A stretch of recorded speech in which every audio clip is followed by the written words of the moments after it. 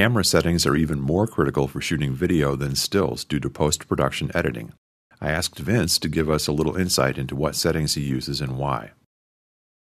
The biggest difference for shutter speed that differentiates still photography from cinematography is that you cannot really play that much with the shutter speed. It tends to be kind of locked in places unless you want to try to do high speed or slow speed shooting. For the most part, you're a multiple of the frame rate. So 24, you're at 1/48th of a second. So that's a very big factor to kind of keep in mind when you're going from still photography into cinematography, is that one of the three factors you're used to working with is gone. And now you're really working with ISO and aperture. You really have to pay a lot of attention to get your exposure and your light balance down really, really well. So exposure is critical. Never ever blow out the highlights. Make sure you have a good neg, if you will, so expose it nicely. I find myself shooting at f2, 2.8, and f4 almost all the time. It's going to take something special for me to go above 4 to 5.6 or 8 or 11 or 16.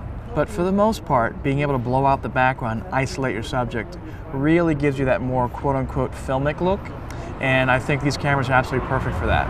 I'm dialing in degrees Kelvin all the time, so when I work with certain DPs, we go down to the degree Kelvin and we go into the RGB adjustment where you can actually add a few points of cyan or magenta or yellow to get the image just right.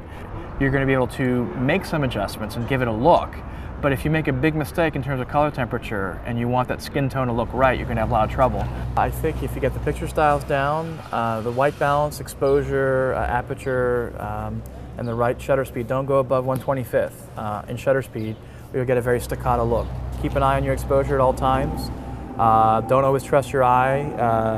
Half press the shutter to see what the meter's telling you, and always keep that in mind.